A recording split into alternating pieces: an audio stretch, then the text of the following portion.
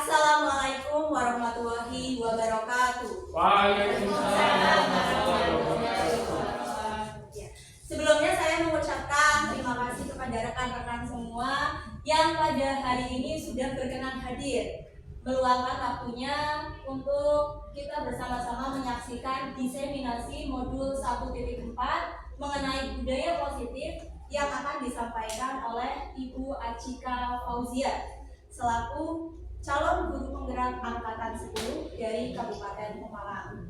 Ya, Bapak Ibu sekalian, perlu diketahui bahwa diseminasi modul 1.4 ini merupakan bagian dari rangkaian pendidikan guru penggerak yang harus dijalani. Jadi hari ini Ibu Achika akan menyampaikan diseminasinya. Sebelumnya marilah kita mengucapkan puji syukur dulu kepada Allah Subhanahu wa taala bahwa pada kesempatan hari ini kita diberikan kesehatan, keberkahan sehingga dapat menghadiri acara ini. Baiklah Bapak Ibu hadirin yang berbahagia, untuk mengefektifkan waktu saya persilakan kepada Ibu Achika Fauzia untuk menyampaikan diseminasi modul 1.4 mengenai budaya positif. Silakan Bu Achika.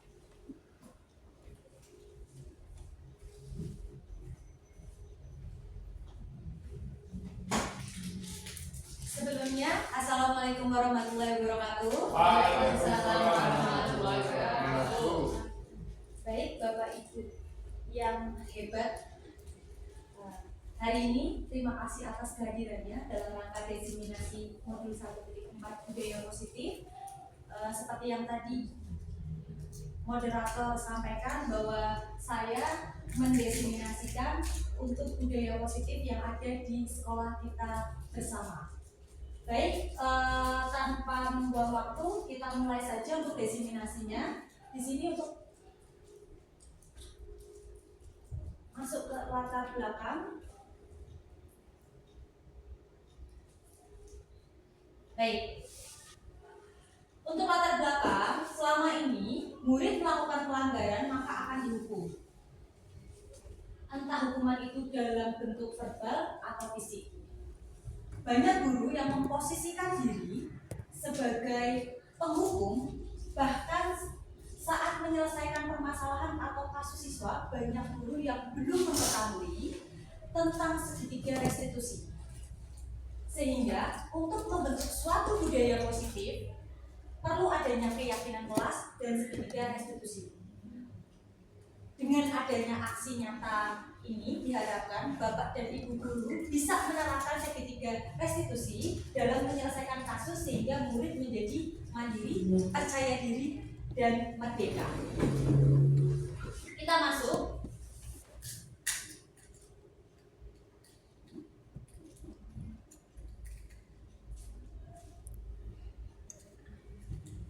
Nah, indikator keberhasilannya yang pertama terbentuk karakter murid yang merujuk pada budaya positif seperti disiplin, bertanggung jawab, mandiri, jujur, saling menghormati antar sesama, dan peduli.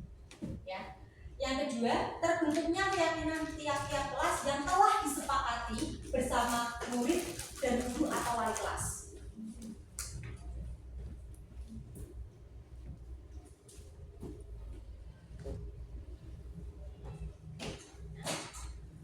Bisa dilihat bersama, untuk budaya positif itu sendiri berarti nilai-nilai, keyakinan-keyakinan, dan kebiasaan-kebiasaan di sekolah yang berpihak kepada murid agar murid menjadi berkembang, menjadi pribadi yang kritis, mandiri, berkebinekaan global, berakhlak mulia, serta bertanggung jawab, tanpa mengurangi peran kita sebagai seorang guru yang harus mengikuti kodrat alam dan kodrat zamannya.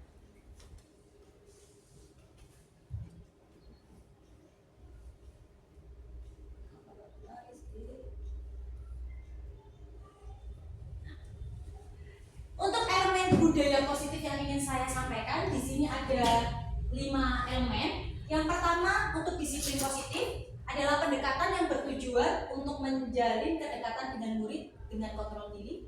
Terus ada nilai kebijakan dan keyakinan kelas. Ini adalah upaya kita untuk menyepakati prinsip mulia ya, secara tersirat maupun tersurat. Lalu ada posisi kontrol, di mana kita bisa memposisikan di mana dalam menyelesaikan masalah dengan kesalahan tadi. Jadi ada pemberi hukuman, pembuat rasa bersalah, posisi kita sebagai teman, pemantau, dan sebagai seorang manajer. Lalu kita masuk ke kebutuhan dasar manusia. Nah, di sini ada 4 elemen. Yang pertama ada bertahan hidup, cinta dan kasih sayang, penguasaan, kebebasan. Dan yang terakhir itu segitiga restitusi. Nanti videonya akan ditampilkan. Yang pertama ada tahap menstabilitaskan identitas, memvalidasi masalah, dan menanyakan keyakinan. Kita masuk ke elemen yang pertama, ke disiplin positif. Nah, di sini dalam kelas yang menerapkan disiplin positif, fokus utamanya adalah membantu siswa memahami konsekuensi dari tindakan mereka dan mengajarkan mereka cara mengatasi konflik dan tantangan dengan cara yang sehat. Ya Bapak Ibu, ini menciptakan lingkungan belajar yang aman dan mendukung. Pada akhirnya siswa akan merasa diterima dan dihargai. Itu disiplin positif itu sendiri.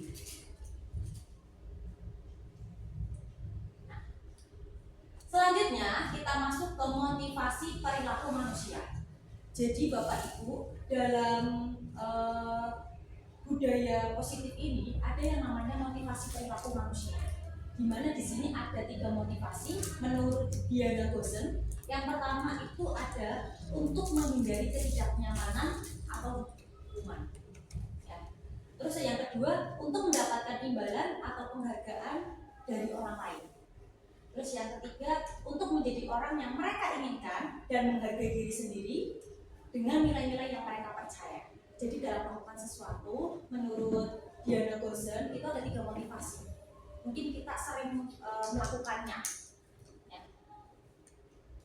Selanjutnya, masuk ke tujuan disiplin positif. Baik, Bapak Ibu, apa sih tujuan disiplin positif? Ya, di sini bisa Bapak Ibu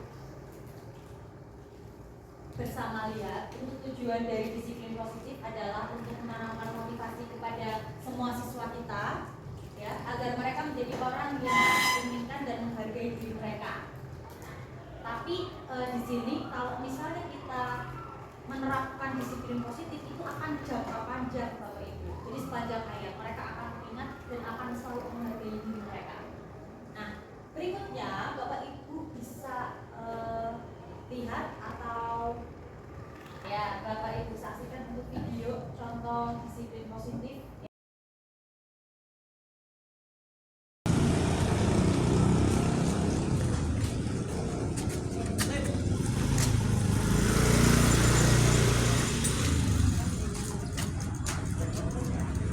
Yang sudah saya tampilkan, Cik. Nah, di sini ada video dan ini ada fotonya juga. Sampun nggih Bapak Ibu, lanjut ke nilai kebajikan. Nah, kalau nilai kebajikan ini itu berarti bersumber dari profil pelajar Pancasila. Ada beriman, bertakwa kepada Tuhan Yang Maha Esa, berkebinekaan global, mandiri, bergotong royong, bernalar kritis dan kreatif. Nah, selanjutnya, nah ini yang ingin saya tanyakan ke Bapak Ibu semuanya. Pernah tidak Bapak Ibu menerapkan atau mencoba membuat keyakinan kelas di kelas Bapak Ibu semua? Sudah pernah atau belum? Sudah. Pernah. Iya, luar biasa berani Bapak Ibu. Nah, kalau misalnya sudah, mungkin ini akan sedikit nambahi sistematika atau bagaimana cara membuat keyakinan kelas gitu. Baik, keyakinan merupakan nilai-nilai kebaikan atau prinsip-prinsip yang universal ya. Nah, dan biasanya sifatnya tidak memaksa karena berasal dari hati atau bersumber dari hati yang membuat kesepakatan atau keyakinan itu sendiri. Di sini bisa dilihat untuk ketentuannya Bapak Ibu. Bapak Ibu sudah luar biasa, sudah sangat hebat sekali karena sudah menerapkan atau membuat keyakinan kelas di kelas Bapak Ibu semua. Nah, di sini untuk pembentukan keyakinan kelas, untuk pembentukan keyakinan kelas itu hendaknya itu Bapak dan Ibu masuk ke dalam 7 poin ini. Yang pertama, keyakinan kelas ini itu bersifat abstrak dari peraturan yang lebih rinci dan nyata. Jadi untuk peraturan itu harus yang lebih detail atau yang lebih rinci. Terus keyakinan kelas berupa pernyataan yang universal. Jadi kalau misalnya Bapak Ibu semua membuat keyakinan kelas itu hendaknya menggunakan pernyataan-pernyataan yang bersifat umum, ya. Jadi tidak boleh tidak atau jangan seperti itu. Jadi bentuknya itu juga harus positif. Ini juga dituangkan pada poin 3. Lalu keyakinan kelas itu kan hendaknya jangan terlalu banyak supaya disepakati bersama dengan legowo seperti itu. Terus yang 5 itu keyakinan kelas hendaknya sesuatu yang dapat diterapkan di lingkungan, ya. Semua anggota kelas hendaknya ikut berkontribusi atau memberikan saran dalam penyusunan keyakinan kelas. Lalu semua anggota kelas bersedia meninjau kembali apabila ada tambahan atau ada yang diperlukan. Nah, di sini ada contoh pembentukan keyakinan kelas yang sudah diterapkan atau saya terapkan di kelas 7B. Nah, di sini ada 9 keyakinan kelas, ya. Ada 9 keyakinan kelas. Yang pertama, datang ke sekolah tepat waktu. Lalu menghormati guru dan warga sekolah. Menjalankan tiket kelas sesuai jadwal. Memakai seragam dan atribut lengkap. Menjaga kebersihan lingkungan sekolah. Dan fokus saat pembelajaran. Itu kebutuhan dari anak-anak 7G itu sendiri. Jadi mereka yang membuat, mereka yang menyepakati. Nah, ini hasil kesepakatannya. Dan nanti kita bisa tuangkan kembali dengan bahasa yang universal, ya. Ini kan masih ada kata-kata tidak, dilarang. Nah, itu mungkin kita harus memberitahu mereka dengan bahasa-bahasa yang ringan supaya mereka bisa menerapkan keyakinan kelas itu sendiri. Nah, oke. Di sini ada sebuah tabel. Nah, ada disiplin atau identitas gagal dan identitas berhasil. Nah, jadi Bapak Ibu bisa lihat sana ya untuk tabel itu sendiri. Kita lanjut saja.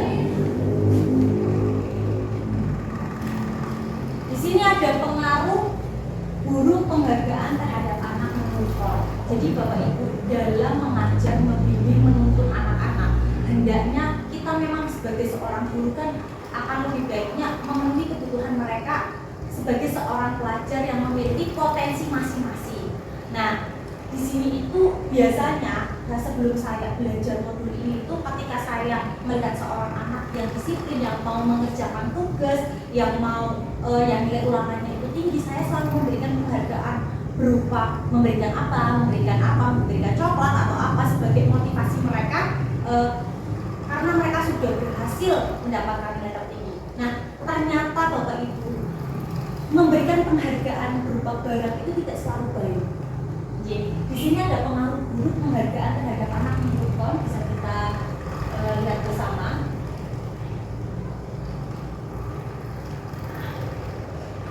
Kalau kita memberikan sesuatu itu akan berpengaruh, ya. Berpengaruh di sini ada jangka pendek dan jangka panjangnya.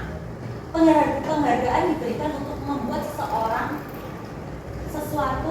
melakukan sesuatu dalam jangka waktu yang pendek. Jika terlalu sering menggunakan penghargaan, maka orang tersebut akan bergantung pada penghargaan dan akan kehilangan motivasi internalnya. Lama-lama, orang tersebut menjadi tidak menyadari tindakan baik yang dilakukan. Jadi kalau misalnya mereka belajar kalau mau ada ulangan supaya nilainya bagus, supaya dapat coklat seperti itu saja. Dan dalam jangka pendek kalau nggak ada ulangan tapi tidak belajar, berarti pengaruhnya tidak ini ya. Nah, tidak efektif karena penghargaan merupakan suatu benda atau peristiwa yang diinginkan dan dibuat dengan suatu syarat tertentu. Padahal di sini untuk membuat anak-anak kita memenuhi disiplin positif atau membudidayakan supaya mereka berperilaku positif, kita harus menanamkan jiwa-jiwa yang menurut profil pelajar Pancasila. Jadi mereka bisa belajar sepanjang hayat seperti itu. Nah, tidak efektif ya, terus merusak hubungan juga. Nah, memberikan penghargaan seperti itu berupa barang itu juga bisa merusak hubungan. Ketika seseorang diberikan penghargaan, maka akan timbul rasa iri. Misalnya yang satu dapat coklat, yang satu tidak, itu akan membuat rasa iri dan cemas. Cemasnya gini, loh kok dia terus yang dapat, kok saya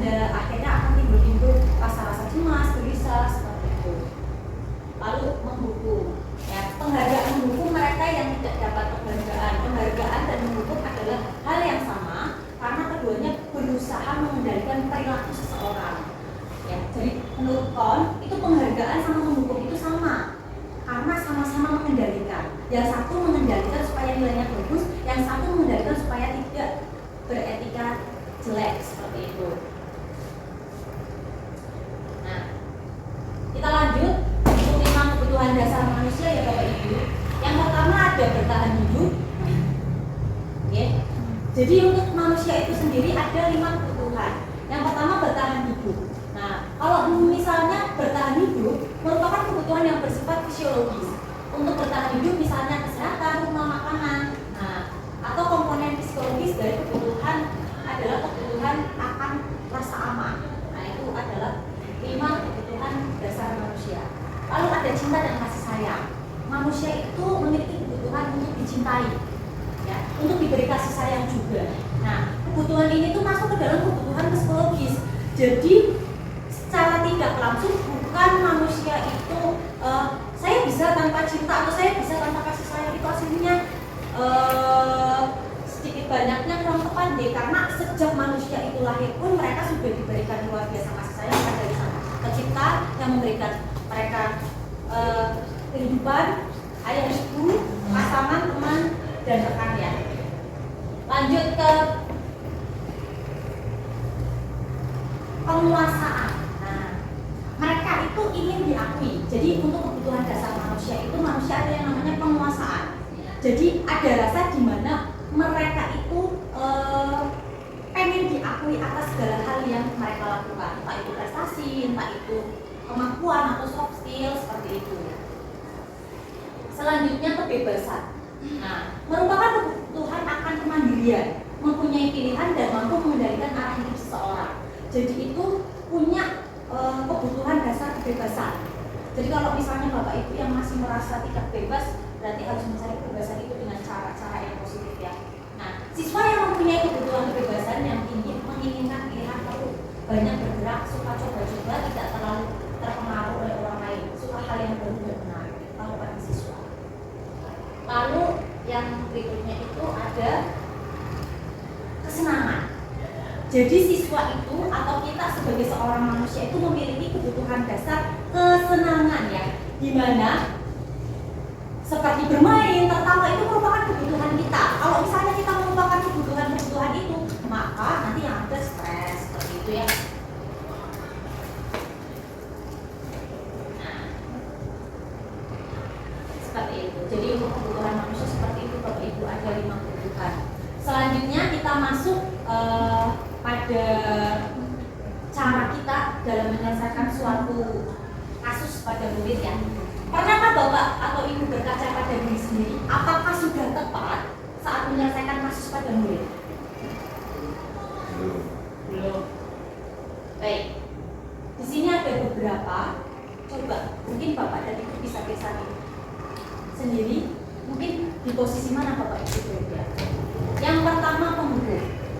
Seorang penghukum dapat menggunakan hukuman fisik dan verbal. Guru yang menjalankan posisi penghukum biasanya berkata, ini peraturan saya. Kamu selalu saja salah. Kamu selalu saja terlambat. Kenapa kamu bisa terlambat? Nah, itu biasanya adalah ciri-ciri penghukum. Selanjutnya, di posisi pembuat orang merasa bersalah. Pada posisi ini biasanya guru akan bersuara lebih lembut, menggunakan keheningan yang membuat siswa menjadi tidak nyaman, bersalah, dan rendah hati. Contohnya, Bapak sangat kecewa pada kamu, atau Ibu sangat kecewa pada kamu.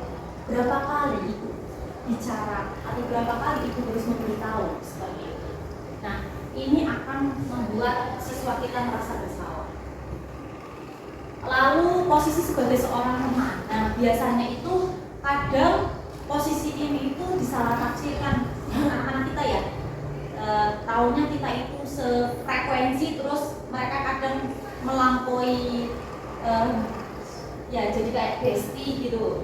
Tapi sebenarnya akan lebih baik kalau misalnya kita mempunyai batasan, bukan batasan itu ya, tapi kalau sebagai seorang guru mungkin sedikit diberikan di bawahnya. Nah, di sini contoh biasanya memposisikan diri sebagai seorang teman itu, ayolah bantu demi ibu ya, ada kata-kata seperti itu. Lalu ayo tidak ingat semua bantuan itu selama ini, seperti itu ya. Hal negatif dari posisi teman adalah bila guru tidak dapat membantu, maka siswa akan kecewa dan berkata, saya pikir Bapak adalah teman saya, sudah sefrekuensi dengan saya, seperti itu. Jadi nanti akan menimbulkan kekecewaan ketika kita tidak bisa membantu. Selanjutnya sebagai pemantau Bapak Ibu. Di sini posisi pemantau berdasarkan peraturan dan konsekuensi memisahkan hubungan pribadi. Biasanya peraturannya apa? Lalu apa yang telah kamu lakukan? Seperti itu. Nah, dan yang terakhir adalah posisi seorang manajer. Di sini posisi mentor di mana guru berbuat bersama dengan murid, mengajak siswa mempertanggungjawabkan perilakunya, mendukung siswa menemukan solusi atas permasalahannya sendiri, murid diajak menganalisis kebutuhan dirinya dan kebutuhan orang lain. Nah, dan yang terpenting itu kolaborasi antara guru dengan muridnya. Biasanya dengan kata-kata, apa yang kita yakini, apa yang kamu yakini, seperti itu. Menurut kamu ini sudah tepat atau belum, sesuai dengan keyakinan kita apa tidak, seperti itu. Kalau misalnya jadi peserta didik atau murid kita melakukan suatu hal yang sedikit banyaknya modifikasi. Lanjut ke ketiga, restitusi. Nah, untuk restitusi sendiri menurut Geusen adalah proses menciptakan posisi bagi siswa untuk memperbaiki kesalahan mereka. Ya. Selanjutnya, untuk ciri-ciri restitusi. Yang pertama, restitusi itu bukan untuk menebus kesalahan, tapi untuk belajar dari kesalahan. Selanjutnya, restitusi itu memperbaiki hubungan. Jadi perbaikan diri. Restitusi adalah tawaran, bukan pemaksaan. Lalu restitusi menuntun untuk melihat ke dalam diri. Restitusi mencari kebutuhan dasar yang mendasari tindakan. Restitusi diri adalah cara yang terbaik. Restitusi fokus pada karakter bukan tindakan. Restitusi itu menguatkan, dan restitusi itu mengembalikan siswa yang berbuat salah ya pada kelompoknya. Selanjutnya, di sini bisa diamati untuk segitiga restitusi ya. Nah, ada menstabilkan identitas, di mana biasanya kita sebagai seorang guru itu bersifat netral di sini. Kita dengarkan dulu, ya. Jadi ceritanya bagaimana dulu. Kita tahu kronologinya terlebih dahulu. Itu masuk ke menstabilkan identitas. Jadi kita tidak langsung masuk ke dalam pokok. Kenapa sih? Ada apa? Coba ceritakan pada ibu apa? Coba ceritakan dong pada bapak apa kronologinya, seperti itu. Selanjutnya, memvalidasi tindakan yang salah. Biasanya dengan kata-kata, kamu tentu punya alasan mengapa melakukan itu. Terus ada kata-kata, adakah cara yang lebih efektif untuk mendapatkan apa yang kamu butuhkan? Seperti itu. Jadi kita tidak menyalahkan, tapi kita hanya menuntun bahwa mereka memperbaiki kesalahannya mereka ya. Selanjutnya, menanyakan keyakinan. Keyakinan kelas apa yang telah kita sepakati? Atau misalnya dalam suatu kasus, menurut kamu keyakinan kelas apa yang telah kamu langgar, seperti itu. Kamu pengen menjadi seorang yang seperti apa? Pengennya bagaimana, seperti itu. Nah, itu untuk sekedar restitusi. Nah, di sini tadi sudah beberapa ya. Ada kata-kata lain biasanya untuk menstabilkan identitas atau membuat rasa bersalahnya itu menurun atau stabil terlebih dahulu. Kita bisa dengan kata-kata berbuat salah itu tidak apa-apa. Tidak ada manusia yang sempurna. Kita bisa kok menyelesaikannya. Lalu Bapak tidak tertarik untuk mencari siapa yang salah, tetapi Bapak ingin mencari solusi dari permasalahan ini, seperti itu. Selanjutnya untuk validasi masalah. Nah, di sini untuk validasi masalah itu biasanya ada beberapa hal seperti yang tadi saya katakan. Di sini ada beberapa contoh kalimat yang lain. Padahal kamu bisa melakukan yang lebih buruk daripada ini ya, tapi untungnya kamu hanya melakukan demikian, seperti itu. Kamu pasti punya alasan.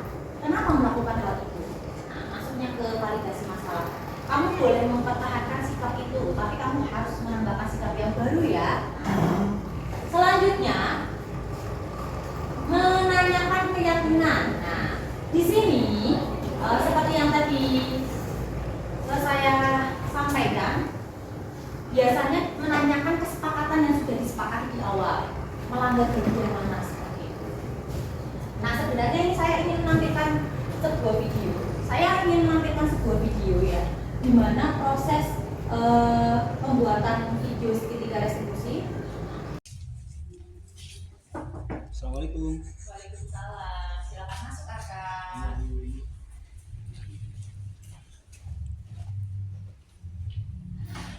Halo kakak, selamat siang. Selamat siang Bu. Apa kabar? Alhamdulillah saya Kakak tahu kenapa kakak dipanggil ke sini? tidak Tidak tahu. Kemarin kakak melakukan apa? kemarin saya Bolos? Bolos kemana? kantin. Coba dong Bu Cika ceritakan kronologinya. Kenapa bisa kamu membolos? Kemarin kan di kelas saya tuh ada jam bolos, terus nggak ada guru, jadi otomatis saya ke kantin sama teman saya. Kebetulan pas saya mau ke kelas itu udah ada guru, terus teman saya tuh bilang udah nggak usah masuk aja, ke kantin aja wis. Ya udah otomatis saya ikut ke kantin, jadi bolos.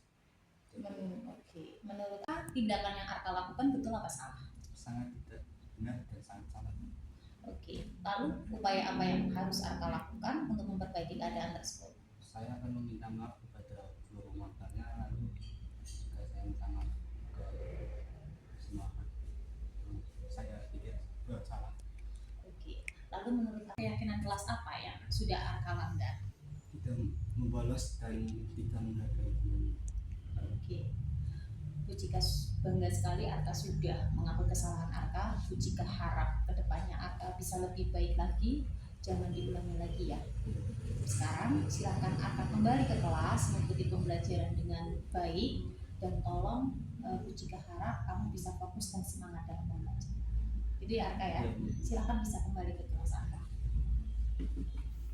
Baik. Di sini setelah mempelajari modul ini, saya berpikir bahwa saya harus melibatkan siswa untuk berkolaborasi, menciptakan budaya positif dengan menanamkan nilai, keyakinan, dan kebiasaan agar murid bisa berkembang secara kritis, mandiri, bertanggung jawab. Nah, sedangkan perubahan yang saya rasakan adalah pada posisi kontrol saya sebagai guru dalam menyelesaikan suatu permasalahan murid, harusnya saya memposisikan diri saya sebagai seorang manajer, bukan sebagai seorang guru, bukan seorang teman, bukan seorang pemantau, seperti itu. Baik.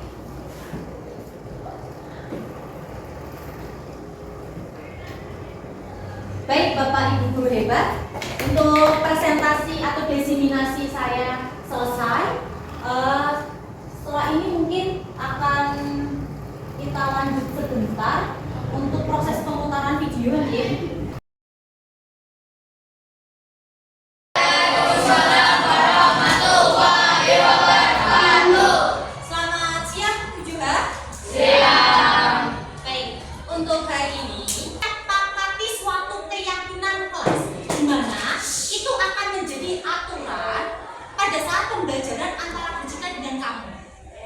Oke? Nah, keyakinan atau kesepakatan kelas ini, ya nak, sifatnya bukan memaksa, tapi berdasarkan keinginan kalian, kesepakatan kalian. Ya nak ya. Nah, Bu Cika ingin kalian menuliskan, kalian ingin kelas yang membahagiakan seperti apa? Ya, contoh yang biar bisa kita kesepakati bersama. Contoh, tidak bermain HP, misalnya, ya. Atau misalnya kita buat dengan kalimat menghargai guru selama jam pelajaran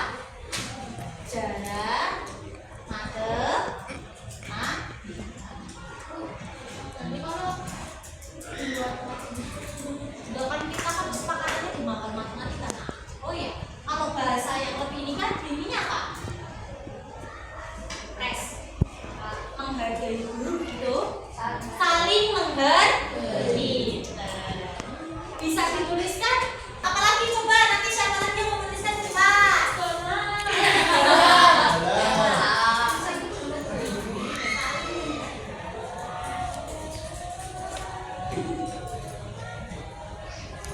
Ya. Kira-kira saling menghargai di sini bisa melakukan semua kan tidak? Bisa nggak? Saling menghargai kan cakupannya luas ya nak. Contoh tadi tidak menggunakan HP, tidak menggunakan HP, tidak ribut seperti itu. Maksudnya kan saling menghargai. Jika menghargai kamu, kamu menghargai bu? Ya.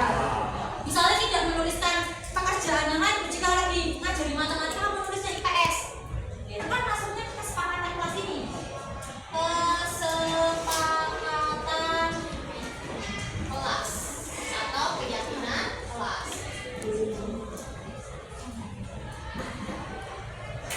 Oke, ada lagi?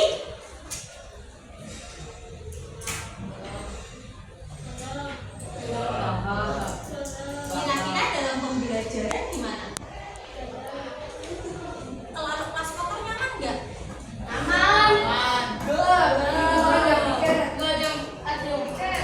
Berarti apa kata-katanya yang biar kita semua saling menyepakati? Pinter. Boleh tuh. Ayo, gimana yang lainnya? Menjaga kebersihan sekolah. Halaman temennya aku ya. Ada itu. Ada lagi nggak? Cewek nih cewek. Gimana? Ada lagi yang mau disepakati nggak? Kasih. Ada lagi? Kalau tugas baiknya ditunda-tunda apa enggak? Berarti bahasanya yang baik apa yang boleh mengerjakan pekerjaan rumah di sekolah? Oh, tidak boleh mengerjakan pekerjaan rumah di sekolah. Oke, boleh. Tidak bolehnya yang kalimatnya tidak boleh itu apa? Jangan. Sama. Yang lain sayang. Coba diperhatikan. Menjaga, saling. Berarti kata-kata depannya tidak membebani kamu. Kalau jangan, berarti kan kesannya memaksa. Tidak boleh, itu kan kesannya memaksa. Mengerjakan pekerjaan rumah di sepakat apa tidak?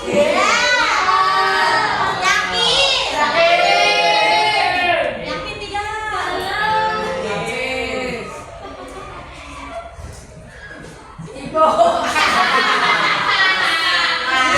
Ini harus disepakati juga ini. Harus disepakati. Kira-kira apa bahasa yang baiknya? Ayo. Mengerjakan pekerjaan rumah di rumah. Berarti apa nih bahasa yang baik? Kalau masih kayak gitu berarti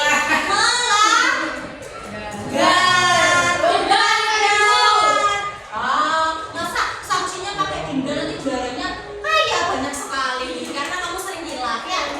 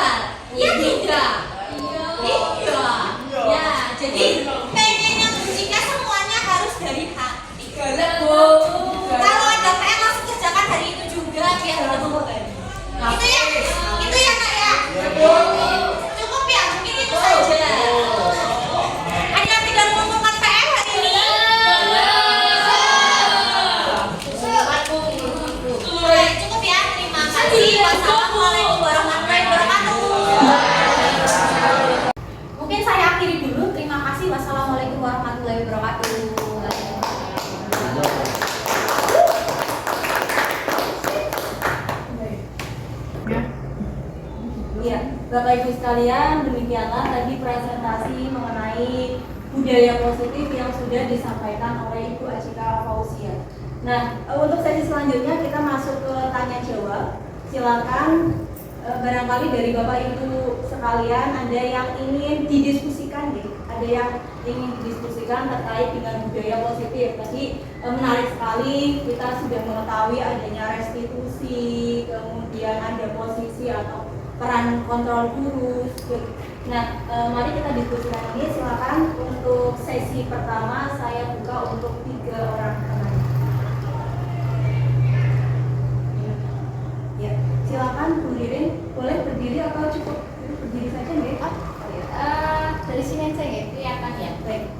Dari pemaparan tadi melihat tentang video dari segitiga restitusi, apa indikator dari keberhasilan siswa tersebut untuk memperbaiki dirinya sendiri?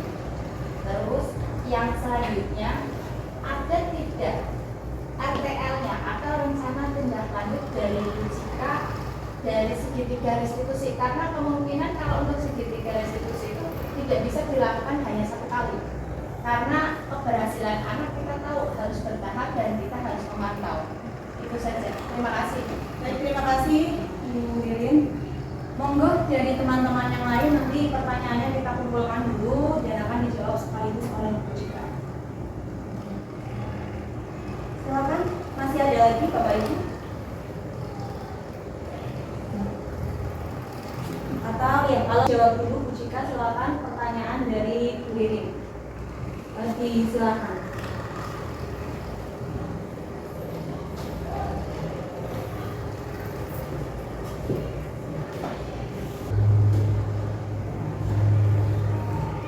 Baik, terima kasih pertanyaannya Ibu Ririn Zakia. Kebetulan teman saya ya, CDP Angkatan 9, berarti sudah berpenggerak Angkatan 9. Nah, tadi yang ditanyakan adalah indikator keberhasilan gitu sama rencana tindak lanjut. Nah, sesuai dengan konsep restitusi gitu, di sini untuk restitusi itu merupakan proses menciptakan posisi siswa untuk memperbaiki kesalahan mereka sehingga mereka bisa kembali kepada kelompoknya ya, dengan karakter yang lebih kuat. Nah, untuk indikator keberhasilannya itu adalah cara perbaikan di mana siswa itu bisa menjadi karakter yang lebih kuat ketika mereka kembali ke kelompok atau teman-temannya, seperti itu. Jadi mereka tidak terbebani dengan rasa bersalah atau rendah diri yang berlebihan setelah mereka melakukan kesalahan-kesalahan atau melakukan hal-hal yang mereka membuat mereka cemas atau gelisah, seperti itu. Di sini ya, mereka akan pulih atau mereka mempunyai tujuan yang menanamkan disiplin positif dan memulihkan dirinya ketika berbuat kesalahan. Restitusi menguntungkan korban dan si pembuat salah atau win-win solution. Jadi dengan diciptakannya atau dengan proses penyelesaian masalah dengan menggunakan segitiga restitusi berarti tidak akan ada yang dirugikan. Itu indikator keberhasilannya. Sedangkan rencana tindak lanjutnya, untuk rencana tindak lanjut itu sendiri, ketika tadi betul sekali kalau misalnya cara atau membuat karakter mereka kuat itu tidak hanya 1 kali saja dalam melaksanakan restitusi, itu berarti peran kita sebagai seorang guru di sini sangat signifikan sekali. Kita harus selalu menuntun mereka supaya mereka tidak kembali lagi melakukan kesalahan yang sama dan mereka akan pede atau percaya diri pada dirinya, seperti itu. Jadi mereka tidak akan merasa terbebani, seperti itu. Ririn Zakia. Oke, terima kasih. Jawaban yang luar biasa. Kita mungkin bisa di situ. Oh iya. Ya, itu jawaban dari Bu Citra atas pertanyaan Ibu Ririn Zakia. Silakan dari teman-teman, barangkali masih ada yang penasaran nih terkait dengan materi mengenai disiplin positif, karena materi ini begitu sangat menariknya, apalagi kita sebagai seorang guru. Silakan untuk sesi tanya jawab kami buka kembali. Ya kita lanjutkan ya sesi diskusi ini Bapak Ibu. Mumpung kita ada di forum yang kita bisa saling menyapa, saling bertatap, kita sharing mengenai disiplin positif. Oh, Pak Bundanu, Oh monggo iya, silakan. Masya Jadi Allah. mungkin Pak Bundanu bisa sini. Iya, boleh. Saya mau tanya tentang langkah apa yang harus dibuat terhadap melihat satu kasus yang mana kasus itu katakanlah kasus-kasus sederhana lah, dia tidak mengerjakan PR atau tugasnya. Apa sih langkah guru dengan model segitiga restitusi atau disiplin positif atau apa yang disampaikan dengan Musika? Menurut Musika, bagaimana cara penanganannya menurut Musika seperti apa? Itu. Baik, terima kasih Pak Bundanu. Berarti cara untuk Langkah. atau langkah untuk menangani Kasus, berbagai ya. masalah nih Pak, Ya. atau ini Dengan cara yang tadi sudah dijelaskan ya, itu seperti dengan apa? cara segitiga restitusi nggih. Ya. Nah, seperti yang tadi nggih Pak, yang sewu. Nah, untuk segitiga restitusi itu di sini itu ada 3 tahap Pak Bundanu. Yang pertama menstabilkan identitasnya. Nah, jadi sebelum masuk ke bagaimana cara atau langkah-langkahnya itu sebenarnya kita harus mengetahui karakteristik atau kebutuhannya dulu. Kenapa? Nah, di sini ada 3 langkah di mana proses segitiga restitusi itu dikatakan berhasil. Tapi sebelum itu sebenarnya perlu kita, dan kita sebenarnya sudah ketahui bersama bahwa untuk membentuk suatu karakter peserta didik yang harus baik, sempurna itu luar biasa sekali ya.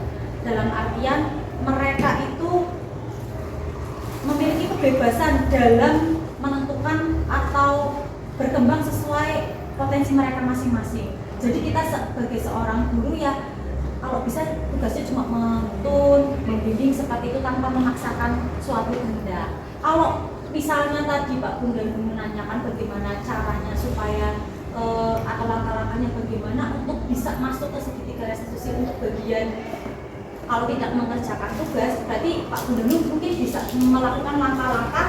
Yang pertama menstabilkan identitasnya terlebih dahulu. Di sini dasar nih, dasar di mana mereka itu tidak merasa bersalah terlebih dahulu. Jadi kan ketika misalnya Pak Bundanu masuk ke kelas, terus bagaimana tugasnya sudah dikerjakan atau belum lah? Ada salah satu anak yang tidak mengerjakan tugas dan ketika ditanyakannya pertanyaannya mungkin harus yang netral untuk menstabilkan dan membuat mereka tidak cemas. Nah, jadi misalnya ditanyakan saya tidak membawa PR-nya, mungkin bisa masuk ke dalam kalimat-kalimat yang digunakan kepada anak. Berarti nggak boleh langsung kenapa nggak kerjakan PR-nya? Ya, jadi kalau misalnya langkah-langkah untuk restitusinya itu kita harus menstabilkan dulu Pak Bun. Oh, nggak boleh Jadi tanya langsung ya? tidak boleh kata-kata yang membuat mereka merasa bersalah secara berlebihan, karena itu akan mengakibatkan trauma untuk jangka yang panjang Pak Bun. Oh. Ya, setelah itu nanti baru masuk ke validasi masalahnya Pak Bun.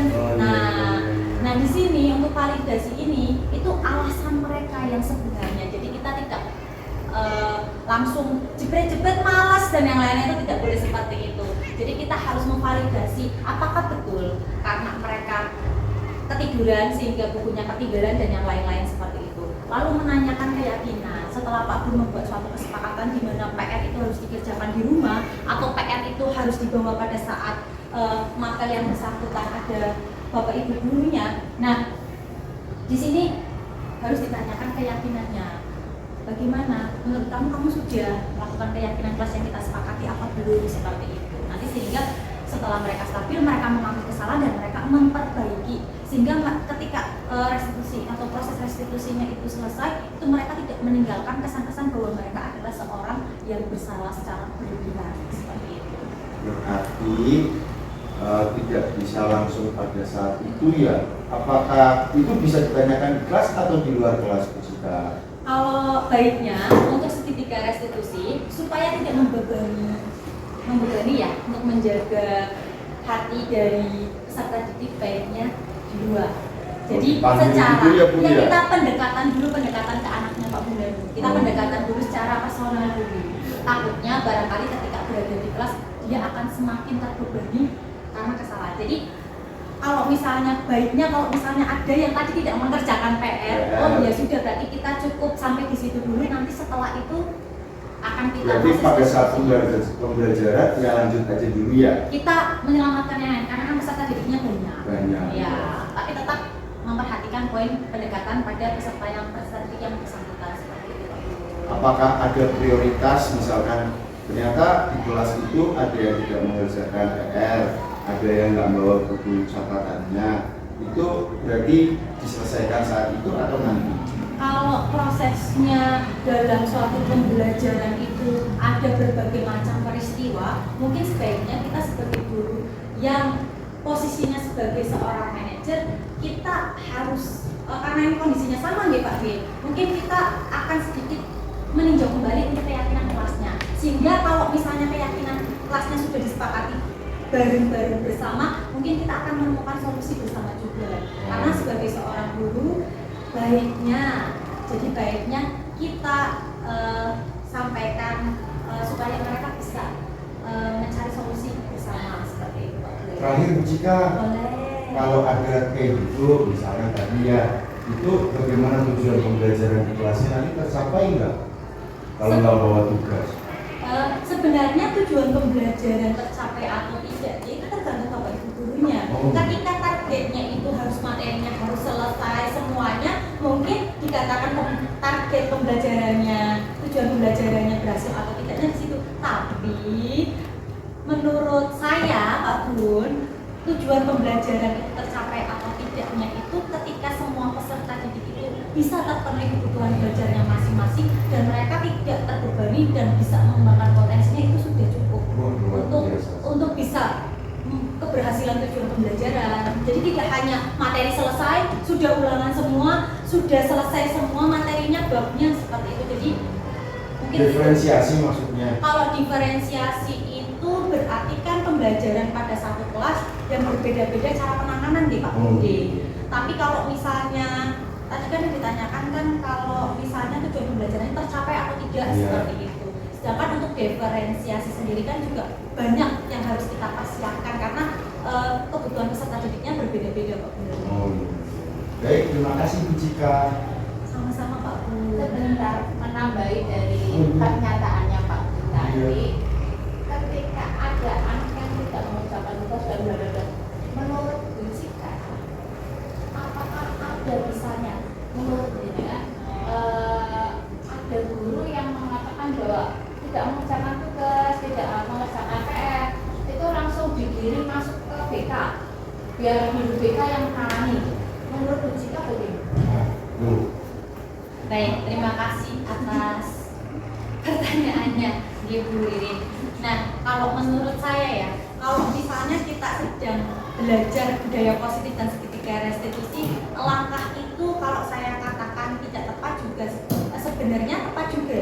Dalam artian ketika kita membicarakan tentang kehendak atau kepastian dalam mengajar atau cara mengajar Bapak Ibu guru kan berbeda-beda atau pribadinya kan yang berbeda-beda. Nah, mungkin di sini Bu Ririn.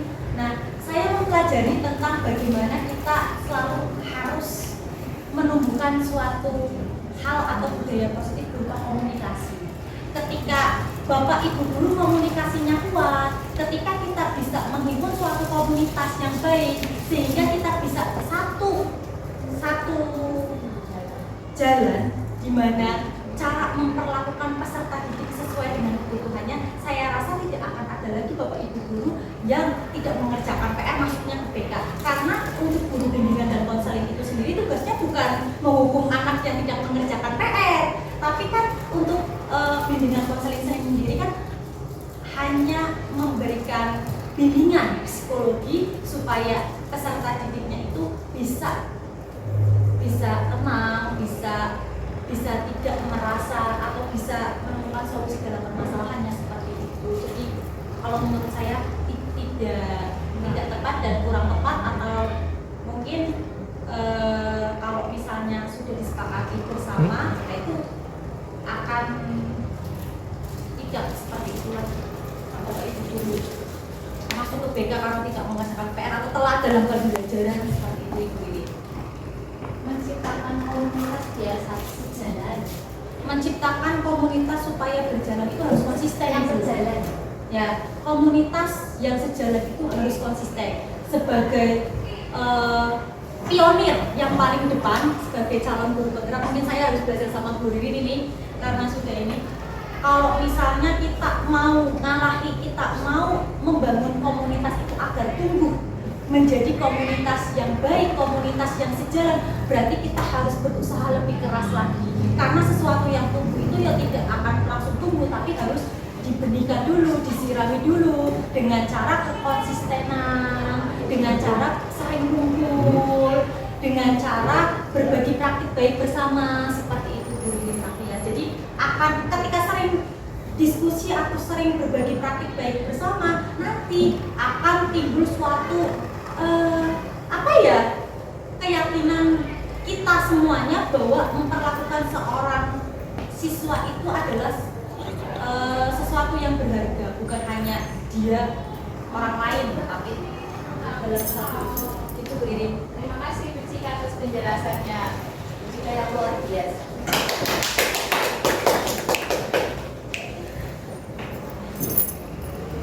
Baik, Bapak Ibu sekalian, luar biasa sekali penjelasan dari Ibu Cika terkait budaya positif ini. Selanjutnya barangkali ini masih ada waktu menjawab rasa penasaran Bapak Ibu. Kalau masih ada yang mau didiskusikan, mari kita diskusikan. Kami buka lagi sesi tanya jawab. Atau sudah cukup? Cukup, sudah sangat jelas ya. Cukup Bu Cika? Cukup Bu. Terima kasih. Terima kasih Bu Cika atas pemaparannya. Terima kasih rekan-rekan semua atas kehadirannya dalam diseminasi kali ini.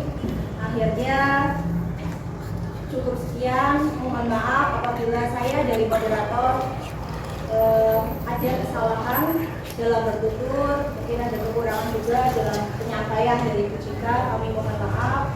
Sekali lagi terima kasih. Wassalamualaikum warahmatullahi wabarakatuh. Waalaikumsalam warahmatullahi wabarakatuh.